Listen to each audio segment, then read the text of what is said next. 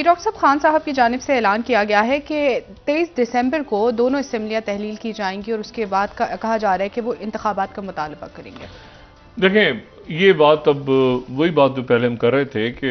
23 दिसंबर का मतलब ये है कि हुकूमत यानी जो वफाकी हुकूमत है वो तहरीक अदम एतमाद भी पेश कर सकती है और ये भी कह सकती है कि परवेज इलाही साहब एतमाद का वोट लें। सर, अच्छा, तहरीक अदम एतमाद अगर वो पेश करते हैं तो फिर उनको अपने वोट दिखाने पड़ेंगे कि हमारे पास 186, और अगर वो उनसे कहते हैं कि एतमाद का वोट लें तो उनके पास वोट होने चाहिए। लेकिन दोनों सूरतों में चाहे वो तहरीक अदम एतमाद हो या एतमाद का वोट हो, दोनों सूरतों में ये पंजाब हुकूमत तो चली जाएगी ना। यानी परवेज इलाही साहब अगर फर्ज करें उनसे कहा जाता है कि आप एतमाद का वोट लें, तो एतमाद का वोट लें तो फिर इत्तेहादी का सपोर्ट करेंगे उन्हें। और अगर उन्हें कहा जाता है कि अदम एतमाद, तहरीक अदम एतमाद, तो फिर तहरीक, मतलब दोनों सूरतों में ये कुछ दिन तो मिल जाएंगे। यानी एक बात इसमें यह हो सकती है कि वफाकी हुकूमत को कुछ दिन इसमें मिल जाए। ठीक है। आर्टिकल 63A दरमियान में मौजूद है कि वफादारियां क्या तब्दील की जा सकती हैं, कि बहुत से लोग जो इधर हैं वो गायब तो हो सकते हैं, लेकिन उसके नतीजे में देखें होगा ये कि इसमें इमरान खान साहब तो निकल जाएंगे और ये हुकूमत जो है वो भी चंद रोज, और केपी की हुकूमत भी, उसमें तहरीक अदम एतमाद आ गई, वोट लिया जाए नहीं वोट लिया जाए, कुछ दिन तो चलेगा, लेकिन उससे ज्यादा ये नहीं खिंचेगा पंजाब का मामला। ठीक है। और दोनों सूरतों में हुकूमत तो पंजाब की गिर जाएगी। सवाल यह है कि इमरान खान साहब ने ये स्ट्रेटेजी क्यों तैयार की, वो और उन्होंने और उनके जो रफाकार हैं जी। क्योंकि इशू मैंने आपसे पहले दोनों बताया ना कि या तो कहेंगे कि परवेज इलाही साहब एतमाद का वोट लें, गवर्नर ये कहेगा, और वो अगर एतमाद का वोट ले लेते हैं तो फिर उसके बाद तो और वो कहते हैं कि यानी असेंबली तोड़ दी मैंने, ठीक है, यानी इसी पूरे ये जो दिन है इन्हीं दोनों में होगा ना, एतमाद का वोट लें, और एतमाद का वोट नहीं ले सके तो हुकूमत गिर गई और दूसरी हुकूमत बन गई, यानी मुस्लिम लीग नून की हुकूमत या और इत्तेहादियों की। तो सवाल यह है कि अच्छा, वो कहते हैं कि तहरीक अदम एतमाद, तो तहरीक अदम एतमाद में तो ये होंगे नहीं पीटीआई के लोग, तो उनको एतमाद कौन देगा, उनको पीडीएम देगी। वो पोजीशन परवेज इलाही साहब की भी नहीं है इस वक्त। ना उनकी मुलाकात हुई है जरदारी साहब से, ना ये कोई दुआए खैर हुई है, ना वो पहले वाला मामला है। तो स्ट्रेटेजी क्या है? स्ट्रेटेजी जो है वो ये है कि चंद रोज इसमें और आगे पीछे हो सकते हैं, लेकिन अल्टीमेटली ये पार्लियामेंट, ये जो है पंजाब असेंबली और केपी असेंबली, ये चली जाएगी। मैंने कहा ना, चंद रोज, हफ्ता 10 दिन 15 दिन आगे लीगल बैटल चलेगी, शोर शराबा होगा, सब कुछ होगा और अदम इस्तेकाम रहेगा। ठीक है। और इससे ये भी तय हुआ कि कोई मामलात बने नहीं, वो मामलात यानी जो कि आरिफ अलवी साहब चाहते थे कि उनके थ्रू हो जाएं, या परवेज इलाही साहब की ख्वाहिश थी, या ये है कि अब देखें ना पंजाब के अंदर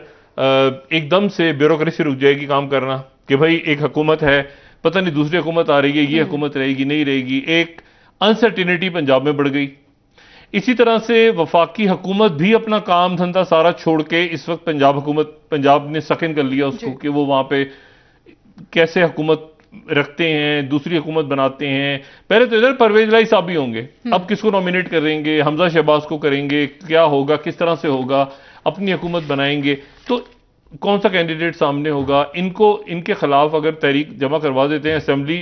बचाने, तो वो इस्तीफा दे देंगे सारे पीटीआई के, वो तो इस्तीफे पड़े हुए सारे इमरान खान के पास, वो सब्तान खान भी है।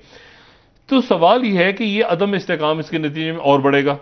और प्रेशर जो है वो इमरान खान पे नहीं आएगा। ये मैं आपको बता, इमरान खान हुकूमत कह जरूर रही है ये बात,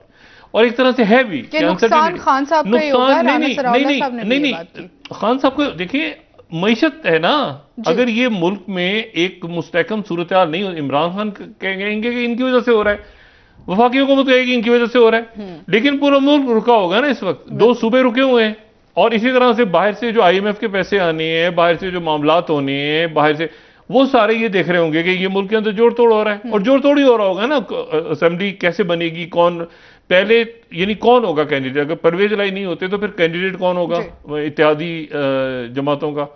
और इस मरहले पे परवेज इलाही साहब चूंकि साथ बैठे हैं आके, तो वो भी नहीं है मामला कि उनको पीडीएम सपोर्ट करेगी, उनको नवाज शरीफ सपोर्ट करेंगे, ऐसा भी कोई मामला नहीं चल रहा।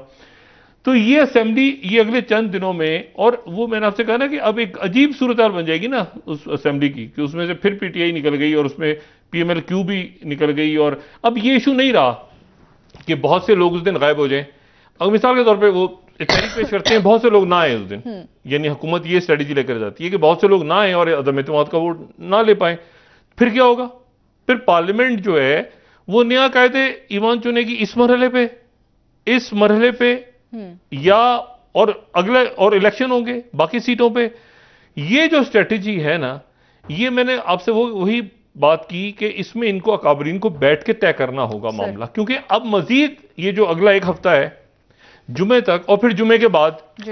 ये अदम इस्तेकाम रहेगा उस वक्त तक जब तक कि ये लोग बैठ के बात आपस में नहीं करेंगे। ये बात तय हो गई कि इमरान खान साहब वो जो मैसेज उन तक गए थे उससे वो उस पर उन्होंने बात नहीं सुनी, उस पर हामी नहीं भरी। ठीक है। जो आरिफ अलवी साहब दायरे तरदीद हुई है, लेकिन बहरहाल यहाँ तो इस्लामाबाद में तो बात है कि आरिफ अलवी साहब इसीलिए गए थे, इस्टेब्लिशमेंट का भी यही था, परवेज इलाही साहब भी यही चाह रहे थे, इनके कुछ अरकान भी यही चाह रहे थे कि हमारा काम पूरा हो जाए सब कुछ। मेरा जो सवाल है वो यही है कि दोनों सूरतों में दोनों प्लान्स, तहरीक अदम एतमाद और एतमाद का वोट लेना, दोनों सूरतों में दो सूबे डिस्टेबलाइज हो गए हैं इस वक्त। मतलब दो सूबे जब डिस्टेबलाइज हो गए हैं, अदम इस्तेकाम का शिकार हो गए हैं कि क्या होगा क्या होगा क्या होगा।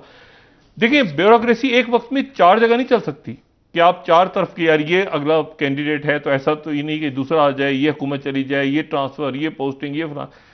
और ये मामला अगर खिंचता है आगे तो ये और अदम इस्तेकाम होगा और डॉलर रुपया। तो मुझे नहीं पता, कि मेरा ख्याल ये है कि या तो ये अब भी बैठे हैं और ये कोई मामला तय करें, क्योंकि अब इसमें 23 तारीख तक है ना वक्त है, तो ये अकाबरीन बैठे हैं और मामला तय करें इन्हीं दिनों में, क्योंकि अदम एतमाद और एतमाद का वोट लेना दोनों सूरतों में ये जो है ना एक अनसर्टेनिटी ये मुल्क में बढ़ेगी, ये बेचैनी बढ़ेगी, आपकी सिक्योरिटी का क्राइसिस बढ़ेगा, ठीक है, आपका इकोनॉमिक क्राइसिस बढ़ेगा,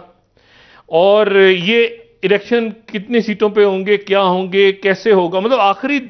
हम एक तो इलेक्शन ईयर शुरू हो गया है, दूसरा ये है कि वो उसमें हुकूमत के पास भी जो हल है ना इसके, गवर्नर राज को तो छोड़ देना आप, गवर्नर राज या उसको फाइनेंशियल इमरजेंसी, वो तो इसलिए कि वो तो फिर दुनिया कहेगी कि फाइनेंशियल इमरजेंसी लगी हुई है तो भाई यहाँ पे तो कुछ पैसा ही ना दो इनको।